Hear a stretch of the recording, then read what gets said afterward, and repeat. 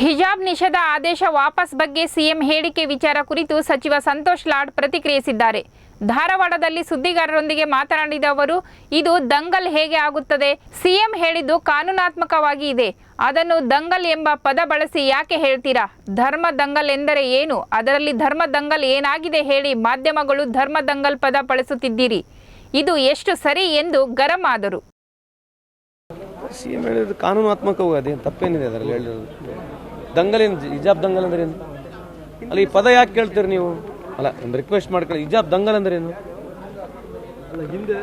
ಅಲ್ರಿ ದಂಗಲ್ ಅಲ್ಲ, ಸಾರಿ, ಅಲ್ರಿ ಧರ್ಮ ದಂಗಲ್ ಏನಾಗಿದೆ ಅದರಲ್ಲಿ? ಅಲ್ಲ, ಸುಮ್ಮನೆ ಧರ್ಮ ದಂಗಲ್ ಅಲ್ರಿ, ಧರ್ಮ ದಂಗಲ್ ಏನಾಗಿದೆ ಹೇಳ್ರಿ ಅದರಲ್ಲಿ? ಅಲ್ಲ, my request you my friends is with utmost respect, due respect you all. ಪದಗಳು ಕೂಡ ನೀವು ಸುಮ್ಮನೆ ಹೆಂಗ್ ಬೇಕು ಧರ್ಮ ದಂಗಲ್ ಆಗ್ತಾ ಇದೆ ಅಂದ್ರೆ ಏನು?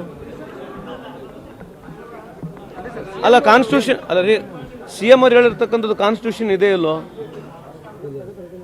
ಮತ್ತೆ ಕಾನ್ಸ್ಟಿಟ್ಯೂಷನ್ ರೈಟ್ ಇದ್ಮೇಲೆ ಕಾನ್ಸ್ಟಿಟ್ಯೂಷನ್ ಪ್ರಕಾರ ಇದ್ರೆ ಮುಗೀತು. ನೀವು ಹೇಳ್ಬೇಕು ಹಂಗೆ. ಮತ್ತೆ ಯಾರಿಗೆ ಪ್ರಶ್ನೆ ಕೇಳಿದ್ರು ಕೂಡ ಅದನ್ನೇ ಕೇಳಬೇಕು.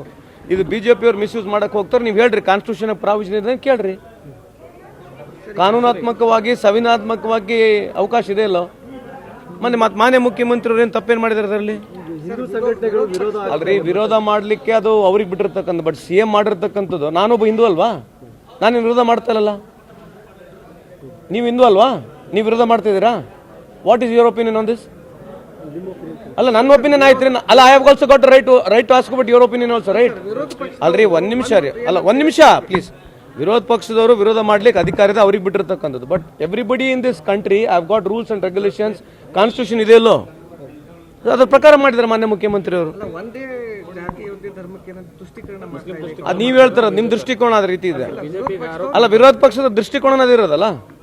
ಮತ್ ಸಬ್ಕಾ ಸಾಥ್ ಸಬ್ಕಾ ವಿಕಾಸ್ ಅಂದ್ರೇನು? ಸಬ್ಕಾ ಸಾಥ್ ಸಬ್ಕಾ ವಿಕಾಸ್ ಅಂದ್ರೇನು? ನಾವು ಹಿಂದೂಗಳಿಗೆ, ಮುಸಲ್ಮಾನರಿಗೆ, ಸಿಖ್ಗಳಿಗೆ, ಇಸಾಯಿಗಳಿಗೆ, ಜೈನರಿಗೆ, ಬುದ್ಧರಿಗೆ ನಾವೆಲ್ಲರೂ ಒಂದೇ ಸಮ ನೋಡ್ಕೊಳ್ತೀವಿ.